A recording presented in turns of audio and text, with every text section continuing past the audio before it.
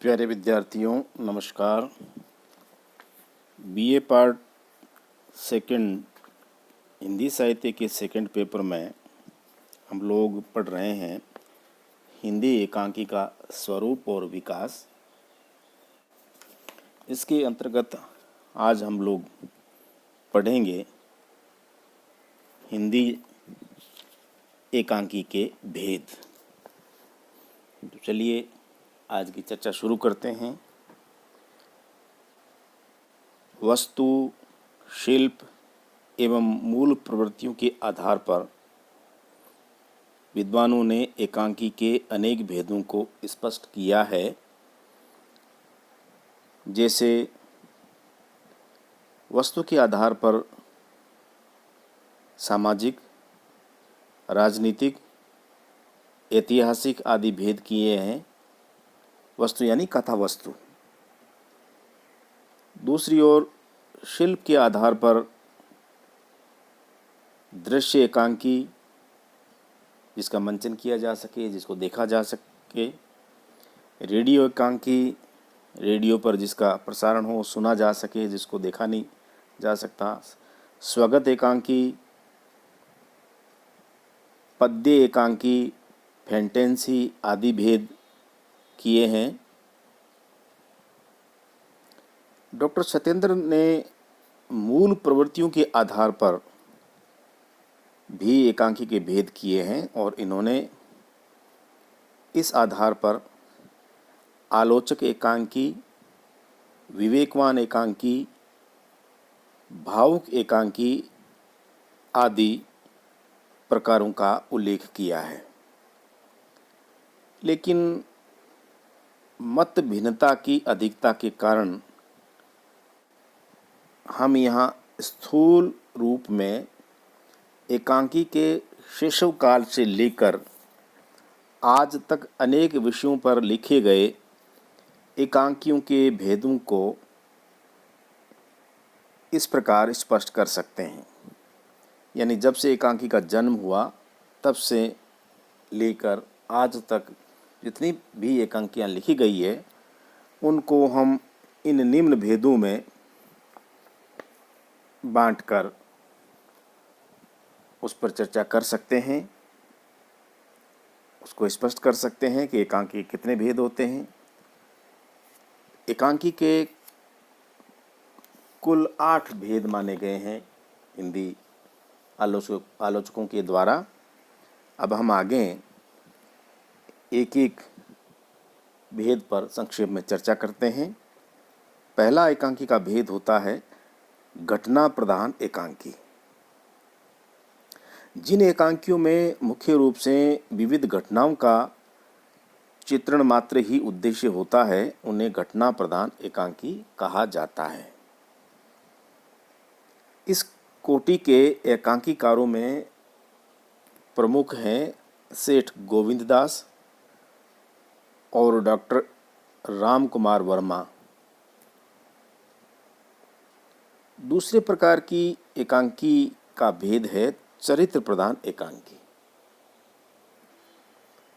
जिन एकांकियों में किसी पात्र या किन्हीं पात्रों के चरित्र की विशेषताओं को विभिन्न कोणों से उभारने का प्रयास किया गया हो तथा जो अपने प्रभावशाली व्यक्तित्व से एकांकी के घटनाक्रम को नियंत्रित भी करते हों उन्हें चरित्र प्रधान एकांकी कहा जाएगा। यानी ऐसी एकांकी जिसमें किसी चरित्र विशेष पर विशेष ध्यान रखा जाए और उस चरित्र यानी उस कैरेक्टर के चारों ओर ही सारा घटनाक्रम बुना गया हो, वो कहलाती है चरित्र प्रधान एकांकी। तीसरी एकांकी है यानी एकांकी का तीसरा भेद है वह है समस्या प्रधान एकांकी। अब समस्या किसी भी प्रकार की हो सकती है, व्यक्तिगत, सामाजिक, राजनीतिक, यानी किसी भी प्रकार की समस्या, चाहे वो व्यक्तिगत हो, चाहे सामाजिक हो या राजनीतिक हो, उस समस्या को एकांकी के केंद्र में रख करके एकांकी का लेखन किया जाए तो इस प्रकार की एकांकी समस्या प्रधान एकांकी कहलाती है। और ऐसी एकांकी में उठाई गई समस्या का समाधान भी एकांकीकार सांकेतिक तरीके से प्रस्तुत करता है। रांगे राघव, प्रभाकर माचवे, विष्णु प्रभाकर, सेठ गोविंदास आदि इस विधा के ख्याति प्राप्त एकांकीकार हैं।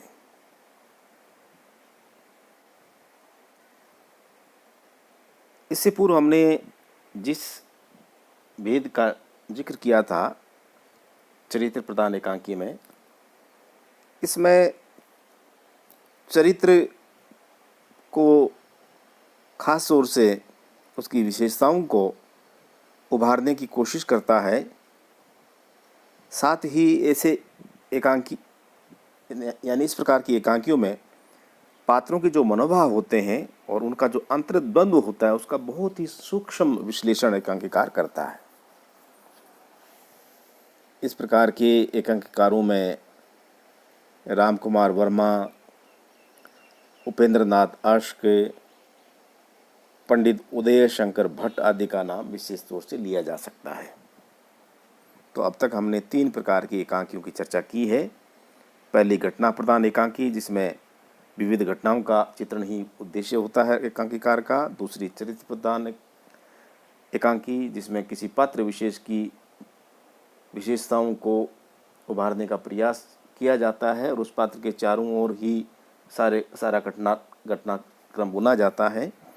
और तीसरी समस्या प्रधान एकांकी, यानी व्यक्तिगत, सामाजिक, राजनीतिक यानी जीवन के किसी भी क्षेत्र की कोई समस्या होती है उसको केंद्र में रख करके एकांकी लिखी जाती है और इसके माध्यम से सांकेतिक रूप से एकांकीकार उस समस्या के समाधान की ओर भी इशारा करता है। चौथी जो एकांकी होती है ना, चौथा प्रकार है एकांकी का, वह है हास्य व्यंग्य प्रधान एकांकी। आधुनिक एकांकीकारों ने अपनी एकांकियों में सामाजिक अंधविश्वास, कुरीतियों, सामाजिक रूढ़ियों, बाह्य आडंबरों तथा जीवन के खोखलेपन को निर्ममता के साथ बेनकाब कर व्यंग्यपूर्ण शैली में चित्रण किया है। ऐसे एकांकीकारों में डॉक्टर राम कुमार वर्मा और उनके द्वारा लिखी गई प्रसिद्ध एकांकी जिसका नाम है पृथ्वी का स्वर्ग, जगदीश चंद्र माथुर और उनकी व्यंग्य प्रधान प्रसिद्ध एकांकी है रीढ़ की हड्डी, हमेशा हिंदी साहित्य में याद किए जाते रहेंगे। इन 2 एकांकीकारों के अलावा उपेंद्र नाथ अश्क, पंडित उदय शंकर भट्ट, भुवनेश्वर प्रसाद आदि ने भी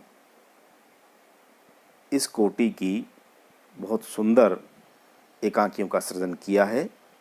यानी इन्होंने भी एक हास्य व्यंग्य से परिपूर्ण एकांकियां लिखी है। 5वां प्रकार है एकांकी का, वह है ऐतिहासिक एकांकी।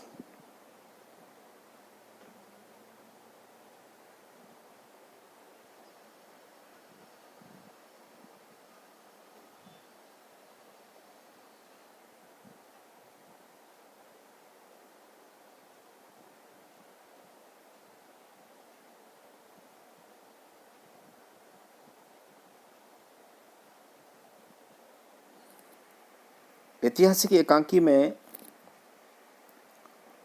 किसी इतिहास के कालखंड को लिया जाता है।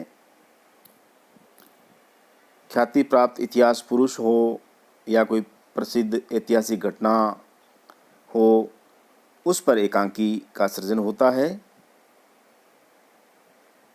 या रचनाकार किसी काल विशेष को जीवंत रूप प्रदान करने के उद्देश्य से ऐतिहासिक एकांकियों का सृजन करता है और एकांकीकार की कल्पना से इतिहास आधुनिक संदर्भों में प्राणवान होकर पाठकों और दर्शकों को सम्मोहित कर लेता है।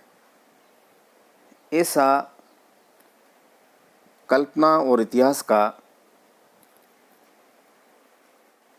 सत्य को और भी अधिक प्रभावी रूप में प्रस्तुत कर जाता है। इस प्रकार की एकांकियों को लिखने वालों में प्रसिद्ध हैं सेठ गोविंद दास, डॉक्टर राम कुमार वर्मा, गिरिजा कुमार माथुर, गोविंद बल्लभ पंत आदि। डॉक्टर राम कुमार वर्मा की एक प्रसिद्ध एकांकी है दीपदान। वो इस दृष्टि से विशेष रूप से उल्लेखनीय है, यानी ऐतिहासिक एकांकी के रूप में। छठा भेद है सामाजिक राजनीतिक एकांकी। इस युग के अनेक एकांकियों की विषय वस्तु सामाजिक संघर्ष और राजनीतिक आंदोलनों की चेतना से संपन्न है, क्योंकि आधुनिक जीवन की बहुआयामी समस्याओं तथा नए परिवेश की चुनौतियां, जिसमें खास तौर से बेरोजगारी व शोषण प्रमुख है, इन एकांकियों में निहित व्यंग्य के निशाने पर होती है, यानी सामाजिक और राजनीतिक एकांकियों में पारिवारिक संबंधों की संश्लिष्ट स्थितियों का भी इन एकांकियों में विश्लेषण किया गया है। अनेक बार राजनीति भी इन एकांकीकारों के निर्मम प्रवाहों से उद्वेलित होते हुए देखी जा सकती है। लक्ष्मी नारायण लाल हो या गिरिजा कुमार माथुर हो, भारत भूषण अग्रवाल हो, सत्येंद्र शरत हो या विष्णु प्रभाकर हो आदि सभी एकांकीकार इसी श्रेणी के हैं, यानी इन सभी ने सामाजिक और राजनीतिक एकांकियों का बहुत सुंदर सृजन किया है। सातवां भेद है पौराणिक एकांकी। हिंदी एकांकियों की धारा में पौराणिक एकांकियों की धारा बहुत ही विरल है, यानी बहुत कम ऐसी एकांकियाँ लिखी गई है जिनको हम पौराणिक एकांकी कह सकें। किसी पौराणिक कथ्य को युगीन संदर्भों से जोड़कर रचनाकार अपनी कल्पना शक्ति का प्रयोग करता है तो श्रेष्ठ पौराणिक एकांकियों की रचना होती है। और इस दिशा में राम नरेश त्रिपाठी तथा जयशंकर प्रसाद आदि साहित्यकारों के कतिपय प्रयासों का उल्लेख किया जा सकता है। इन्होंने बहुत उल्लेखनीय प्रयास किया है पौराणिक एकांकी लिखने की दिशा में, राम नरेश त्रिपाठी और जयशंकर प्रसाद जी ने, लेकिन बहुत कम ऐसी एकांकियां हैं जिनको हम पौराणिक एकांकी कह सकते हैं। लक्ष्मी नारायण मिश्र की एकांकी है भगवान मनु, वह इसी श्रेणी के अंतर्गत आती हैं। आठवां और अंतिम भेद है एकांकी का मनोवैज्ञानिक एकांकी। आज के जीवन में स्व पर केंद्रित, यानी खुद पर केंद्रित, स्वार्थपरायण, असामान्य विकृत मनोवृत्तियां वाली स्थितियां चारों ओर दिखाई देती हैं। यही कारण है कि साहित्य की अन्य विधाओं की तरह एकांकियों में भी मनोविज्ञान के सहारे मानव मन के अंधेरे कोनों में झांकने का प्रयास निरंतर होते रहे हैं और हो रहे हैं अब भी। पहले की एकांकियों की वस्तु स्थूल जनजीवन की समस्याओं को समाहित किए रहती थी, लेकिन आज की जो एकांकियां हैं उनमें मानव के आंतरिक जगत के उद्घाटन या उसके आकलन को सूक्ष्मता के साथ चित्रित किया जाता है। इस श्रेणी में प्रभाकर माचवे उपेंद्र नाथ आश्क, विष्णु प्रभाकर, डॉक्टर राम कुमार वर्मा आदि के नाम लिए जा सकते हैं। इन सभी एकांकीकारों ने व्यक्ति के आंतरिक जगत, उसकी मानसिक मनोवृत्तियों, उसके मनोवेगों और उत्तेजनाओं का बहुत ही यथार्थ चित्रण किया है। उपयुक्त विश्लेषण के पश्चात, यानी अब तक जो हमने चर्चा की है 8 प्रकार की एकांकियों की, यहाँ ये उल्लेख करना भी उचित होगा कि हिंदी साहित्य में एकांकी विकासशील विधा रही है। विषय और शैली में भी निरंतर परिवर्तन दृष्टिगोचर होता है, इसलिए उसके भेद और उपभेद में भी सतत विस्तार और परिवर्तन दोनों ही हो रहा है। अतः एकांकी के ये जो 8 भेद है, इस विषय में अंतिम शब्द कहना अभी मुश्किल है, क्योंकि ये विकासशील विधा होने के नाते नित्य नई प्रकार की एकांकियों का लेखन हो रहा है हिंदी साहित्य में। फिर भी मोटे मोटे रूप में हम लोग एकांकी के ये 8 भेद मान सकते हैं। एक बार मैं पुनः उनको दोहरा देता हूँ। घटना प्रधान एकांकी, चरित्र प्रधान एकांकी, समस्या प्रधान एकांकी, हास्य व्यंग्य प्रधान एकांकी, ऐतिहासिक एकांकी, सामाजिक राजनीतिक एकांकी, पौराणिक एकांकी और 8वीं और अंतिम मनोवैज्ञानिक एकांकी। तो प्यारे बच्चों, आज हमने चर्चा करी हिंदी एकांकी के स्वरूप और विकास के अंतर्गत एकांकी के कितने भेद होते हैं उसके बारे में। मैं समझता हूँ कि आपको इससे ज़रूर लाभ हुआ होगा। आज इतनी ही चर्चा करेंगे, कल फिर मिलते हैं। तब तक के लिए नमस्कार।